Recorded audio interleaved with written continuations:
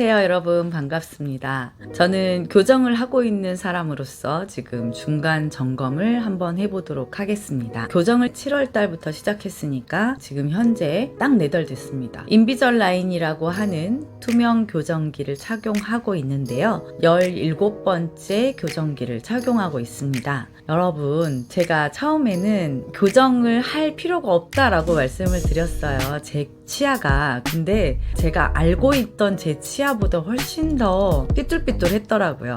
물론 위 치아는 고른 편이었는데 아래 치아는 송곳니도 지금도 다 들어가지는 않았는데요. 이렇게 바깥으로 나와 있었고 앞에 치아는 거의 삐뚤삐뚤 그냥 정렬이 되어 있지 않은 상태였어요. 그래서 안에 있는 어금니를 뒤로 미는 작업을 먼저 할래? 아니면 발치를 할래? 이렇게 얘기를 했거든요. 한 56주 정도를 뒤로 어금니를 밀어야 되는 상황이었어요. 공간이 좁았기 때문에. 그래서 그 기간을 단축하고자 앞에 있는 치아를 발치를 했는데요.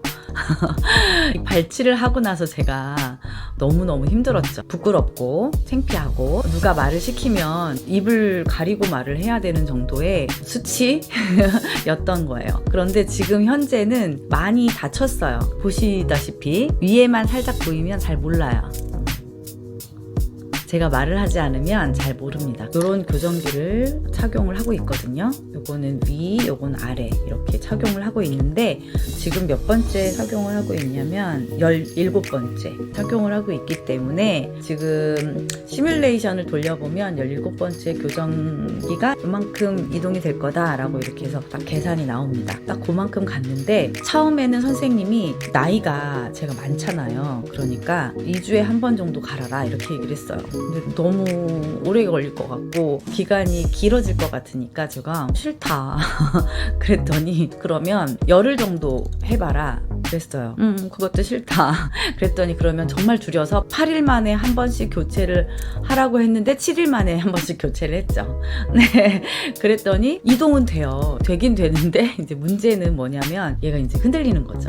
치주인대라고 하는 게 치아를 감싸고 있잖아요, 뿌리를. 그러면 녹이면서 이렇게 이동하고 얘가 여기서 흡수되고 여기를 만들면서 이렇게 가는 거예요. 이렇게 이동하는 시간을 줘야 되는 거예요. 근데 이렇게 시간을 주지 않고 제가 계속 압력만 주니까 얘가 따라오는 속도가 느린 거죠. 그래서 전체적으로 뿌리가 이렇게 움직여야 되는데 치아를 이렇게 기울여서 이렇게 가게 되는 상황이 돼버리는 거예요. 이렇게 보니까 치아가 이렇게 붙었어요. 붙긴 붙었는데 뿌리가 아직 이동이 완전하지 않아요. 그래서 선생님이 이렇게 보더니 지금 며칠에 한 번씩 하고 있지? 그러길래 7일에 한 번씩 하고 있다 그랬더니 안 된다고, 열흘에 한 번씩 하라고 이렇게 얘기하셔서 지금은 말을 잘 듣고 있습니다. 여러분들 선생님 말씀 잘 들어야 돼요. 아무래도 나이가 있다 보니까 뼈가 굳었잖아요. 부드럽지 않으니까 이동하는 게 속도가 느리고 회복되는 게 속도가 느리고 그렇게 참 나이가 드는 것도 억울한데 이렇게 회복 속도도 느리답니다. 그래서 저는 나이 50에 지금 투명 교정, 인비절라인 교정을 하고 있는데요. 성공적으로 지금 하고 있어요. 치아가 이렇게 고르게 되니까 발음이 좋아졌어요. 지금은 아무래도 새는 발음이 있는데 여기 안쪽에 치아가 있다 보니까 치아를 혀로 자꾸 건드리면서 이상한 발음으로 나왔던 발음 형태가 있었어요. 억지로 조절해 가면서 발음을 만들어내는 그런 경향이 있었는데 지금 현재 보니까 그 혀에 그 움직이는 침과 섞여서 나는 그런 마찰 소리가 좀 덜 나는 거예요. 그래서 이게 발음이 좋아지는구나 라는 생각을 했고요. 그리고 저는 안쪽으로 넣는 치아가 아니기 때문에 치아 이동이 많지 않아서 사실 얼굴 옆선이라든가 이런 것들이 많이 좋아지는 건 아니에요. 그런데 한 1mm, 2mm 그 차이가 엄청 많은 차이를 나타내는 것 같아요. 아래 치아가 이렇게 좀 나와 있고 송곳니가 뾰족하게 나와 있었고 그랬던 부분이 없어지니까 약간 좀 자연스럽게 부드럽게 이렇게 만들어지는 경향이 있어요. 그래서 교정을 하니까 턱이 뾰족해졌다 저한테 그렇게 말씀하시더라고요. 턱선이 달라졌다, 여기 뭐 혹시 보톡스 맞았냐 이렇게 얘기하시는데 그건 아니에요. 그건 아닌데 뾰족해질 만큼의 이동이 아니에요. 그런데도 왜 그런지 모르지만 살이 조금 빠졌고요. 1kg 정도, 보통 몇 킬로씩 빠진다는 하는데 저는 아니에요. 워낙 먹는 걸 많이 먹고 교정기를 빼고라도 저는 먹습니다. 간식을 먹는 편도 아니었기 때문에 한번 먹을 때 몰아서 확 때려 넣는 그런 사람이라 저는 그 교정 때문에 살이 빠졌다 이런 거는 없는 것 같은데, 그래도 야식을 안 먹고 보통 이제 교정기를 끼고 나면 아무래도 절제를 하게 되죠. 과일 같은 거. 왜냐하면 과일 먹고 나서 바로 치실하고 양치하고 그리고 이걸 또 넣어야 되는 상황인데, 과일을 먹으면 산화가 되기 때문에 치아가 약해지죠. 거기다가 치실을 넣으면 더 약해지죠. 양치를 하면 안 되죠. 그래서 오래 기다렸다가 이걸 또 해야 되고, 그게 너무너무 귀찮아서 과일을 많이 못 먹었어요. 그랬더니 그게 몸무게에 영향을 준 게 아닐까 이런 생각이 듭니다. 그리고 이제 교정을 하면서 단점은 양쪽 교정기가 이렇게 맞물리잖아요. 그러니까 이게 내 치아보다 꽉 이렇게 물게 돼요. 그래서 저 같은 경우는 교근이 발달이 되는 것 같은 거예요. 그래서 여기가 왜 이렇게 힘이 들어가는지 너무 불편하고 아프고 또 긴장되고 그렇게 되더라고요. 그래서 만약에 교정을 하시는데 내가 이를 악무는 습관이 있다 하시는 분들은 턱 보톡스를 맞는 것도 한 방법이겠다. 힘주는 게 아무래도 줄어드니까 그런 생각을 하게 됐습니다. 근데 저는 보톡스를 맞을 만한 그런 턱은 아닌 걸로 알고 있어요. 그래서 보톡스는 맞지 않았는데 피로해요.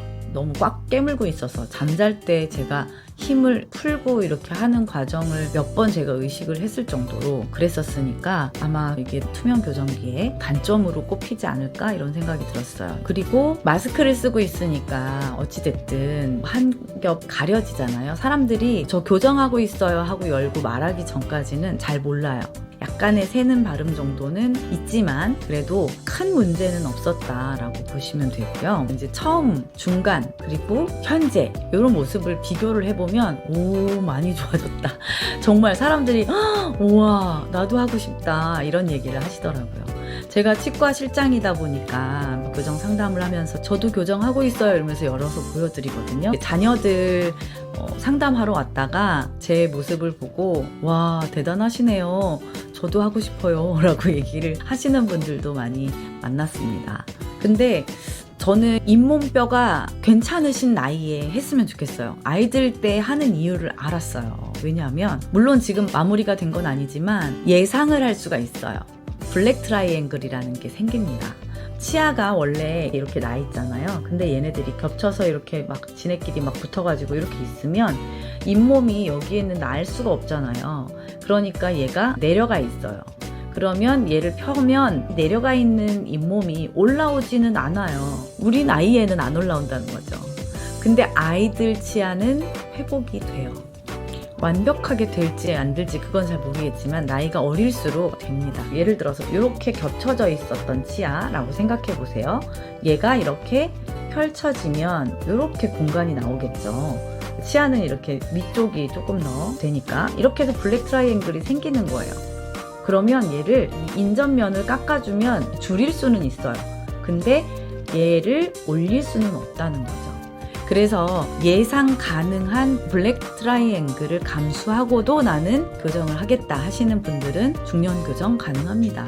나는 치료 끝나고 나서 별로 표 안 나니까 그냥 살래 하시는 분들도 있어요. 그리고 레진이나 라미네이트나 아니면 보철로 해주세요 하시는 분들도 있어요. 혹은 저처럼 치간 삭제를 통해서 최대한 줄여서 붙여주시고 나머지는 그냥 감수하고 살겠습니다 하는 분들도 있습니다. 그건 이제 여러분들의 선택이신데 요거는 있을 수밖에 없다. 겹쳐져 있는 치아는 당연하게 블랙 트라이앵글이 생기는데 나이가 어릴수록 회복할 수가 있다라는 거 여러분들 기억하시면 되겠습니다. 저 같은 경우는 지금 이렇게 블랙 트라이앵글이 생겼어요. 치아도 밑으로 내려갈수록 좁아요. 위에는 넓고 밑엔 좁으니까 얘는 더 넓죠. 그래서 위에 아무리 치간 삭제를 해도 한계가 있을 거라고 저는 생각을 합니다.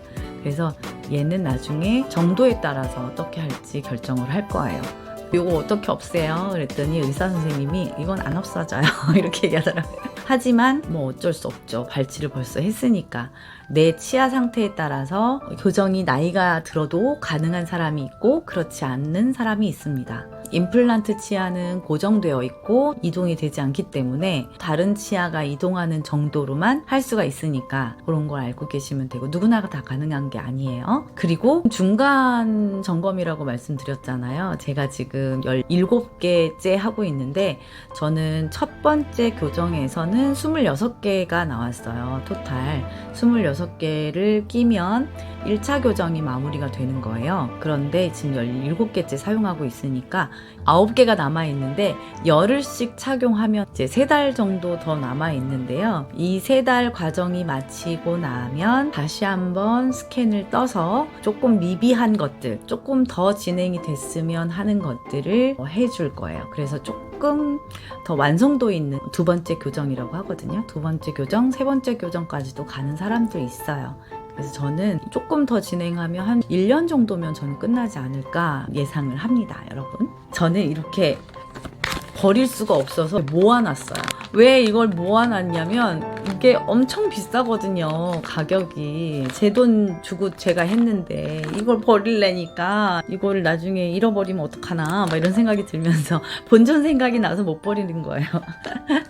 버려도 상관없는데 최근 내가 사용했던 교정기 4개 정도는 남겨두시는 게 좋아요. 오래된 거는 버려도 상관없지만 최근 거는 무조건 남겨두시는 걸로 말씀드릴게요. 왜냐하면 분실할 수도 있고 혹시라도 내가 교정기를 착용하지 못하는 상황이 되어서 옛날로 돌아갔을 수도 있고 그런 상황이 생길 수도 있어요. 그래서 최근 한 4개 정도는 남겨놓으시는 게 좋다. 그리고 중간중간에 근심이 되시거나 문제가 생기는 것들이 있으면 항상 치과에 문의하시고 충치가 있는 것 같다, 아니면 내가 의도한 거랑은 좀 다른데 라는 생각이 드신다면 무조건 치과로 가세요. 혼자 고민하지 마시고요, 여러분. 그러면 다음에는 더 진행하고 나서 스캔 뜨고 그리고 할 때 그때 영상을 또 찍어 드리도록 하겠습니다. 다음에 또 만나요. 안녕히 계세요.